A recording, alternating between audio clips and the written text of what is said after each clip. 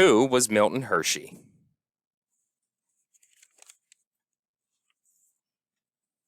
Chapter 1. Who was Milton Hershey? An American candy store in 1900 looked very different than it does today. Candy was a special treat sold almost exclusively in candy stores. Customers didn't touch the merchandise, and it certainly wasn't available in wrappers and bars. It was not displayed on open racks, but held in glass jars behind a counter. Shop clerks put candy into bags, one small piece at a time. The many varieties of candy included butterscotch, toffee, caramel, molasses, taffy, and hard candy made from boiled sugar in dozens of flavors and colors. Even though there was plenty to choose from, Milton Hershey knew the one thing that was missing: chocolate. He was a successful caramel maker from Pennsylvania, and although very few Americans had ever tried it, he had tasted creamy milk chocolate in Europe. He thought it was much better than any other candy, including his own caramels. Hershey put all of his energy and time into bringing milk chocolate to America. After many years of experimenting, he succeeded beyond his wildest dreams. The Hershey chocolate bar changed the way Americans bought and enjoyed candy. It was affordable, portable, and individually wrapped. The bar was sold in drugstores and grocery stores, and best of all, made chocolate available to everyone. Milton Hershey's success helped him realize others' dreams too, creating towns, improving manufacturing methods, helping children, and leaving a rich chocolate legacy Milton still enjoyed today. Time to get to work. If you love chocolate, then you should celebrate every September 13th. On that day, in 1857, Milton Snavely Hershey was born in a house in Hawkinsville, Pennsylvania. It was a town in the lovely Lebanon Valley. Milton would later become world famous for making chocolate, but he spent almost all of his life not far from the house which he was born. Milton's parents were Henry and Fanny Hershey. Henry was a dreamer. He loved reading and trying new things. Henry was always looking for the next big idea, even if he didn't know what it was. By 1860, Henry's farm had failed. Henry moved his small family to Tricksville, Pennsylvania. There, he wanted to make his fortune by pumping oil. Henry also tried selling supplies to the prospectors pouring into the area. Neither idea worked. Within a year and a half, Fanny's family had to pay to bring the family back home. To bring the Hershey family back home. They tried farming again. Milton loved it. He loved feeding the chickens and picking berries. To help out, he sometimes sold the berries to their neighbors. His family didn't have much money, so every bit helped. Milton was always cheerful with whatever money he got. Careful with whatever money he got. In 1863, a Civil War battle was fought at nearby Gettysburg. Milton took his coins and buried them in a can in the garden for safekeeping.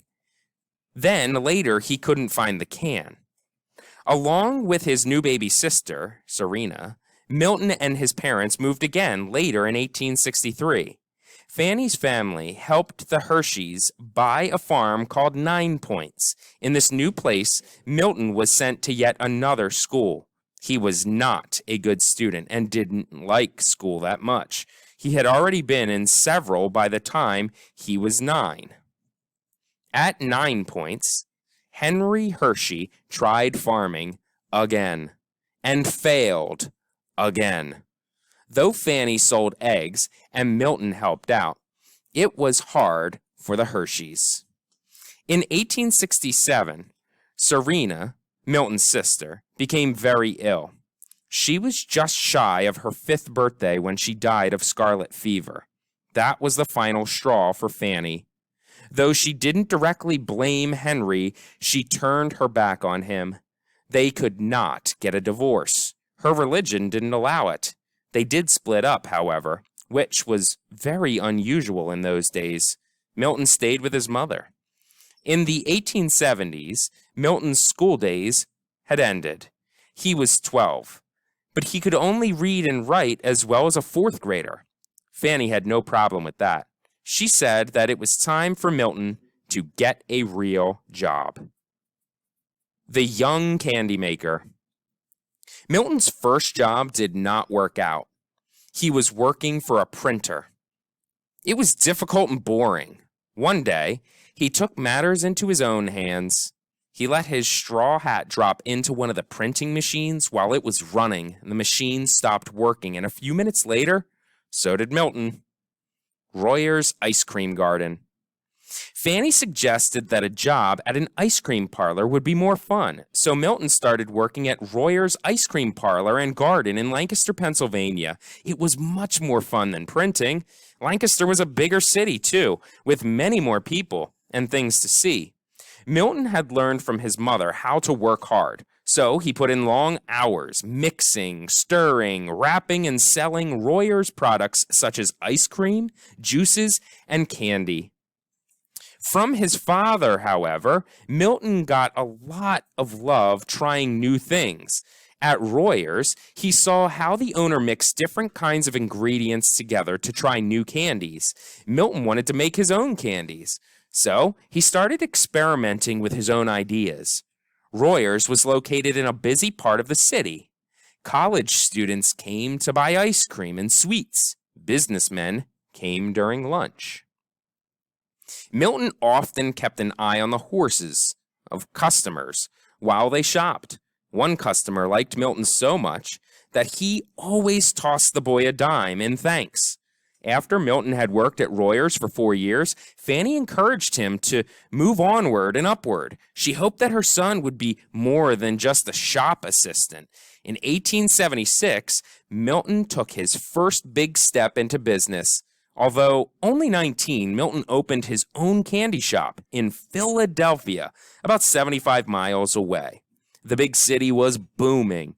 It was 1876. America was celebrating its 100th birthday, and thousands of people were joining the party. Hershey borrowed money from his Aunt Mattie. Milton's shop on Spring Garden Street was a hit from the start. He really knew how to bring people in. He ran a pipe up from the basement where he was cooking the candy to the ground floor. People smelled the boiling sugar coming up, and it was satisfying, so they needed to satisfy their sweet tooth. Hershey's shop sold candy that he made himself, along with fruit and ice cream. He didn't sell chocolate. Hershey's shop sold candy that he made himself, along with fruit and ice cream. He didn't sell chocolate, however. At that time, chocolate was a luxury item. It was very expensive to make. It also melted very quickly and couldn't be sold in warm weather. In fact, many people in America had never tasted chocolate. For the moment, the name Hershey meant taffy and sugar candy. Sales were good at first. Milton could make great candy, but he was not a great businessman. The store did not make a profit.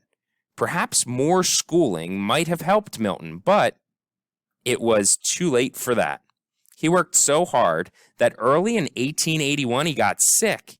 He had to spend a month in bed, getting better. In early 1882, Milton Hershey had to close his candy shop. Wagons from Lancaster arrived in Philadelphia.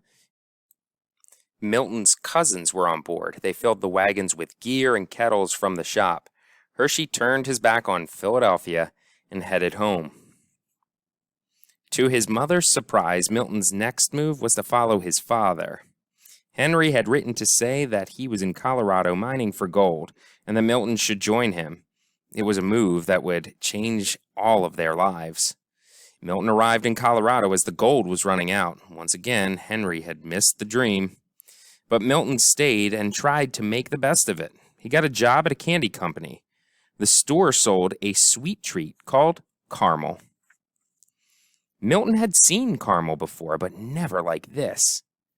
It was soft and creamy and didn't get stale on the shelf. He learned that the secret was to mix the fresh milk, not the wax that other caramel makers had used. Milton memorized everything about making the perfect caramel. Then he decided to open his own shop again.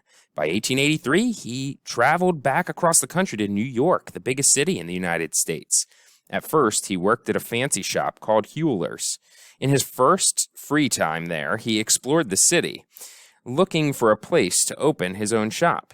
In this period, New York City's candy shops sold to their own neighborhoods. If you wanted a candy shop, you went to your local store.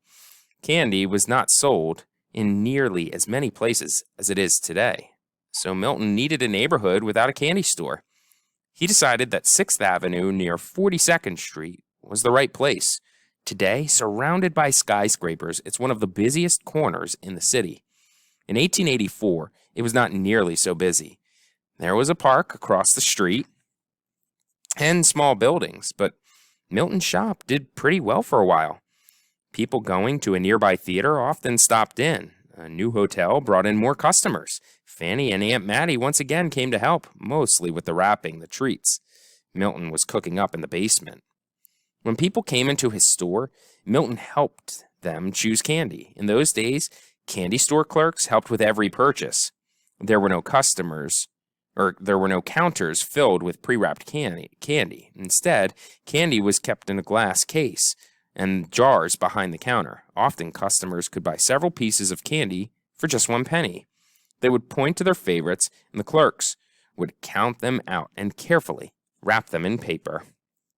Unfortunately, Milton had to close the store in 1886. His father, Henry, was partly to blame. The year before, Henry had arrived in New York City and wanted his son to try making cough drops, but the special machines needed for the drops were very expensive, and the cough drop adventure ended up costing Milton his business.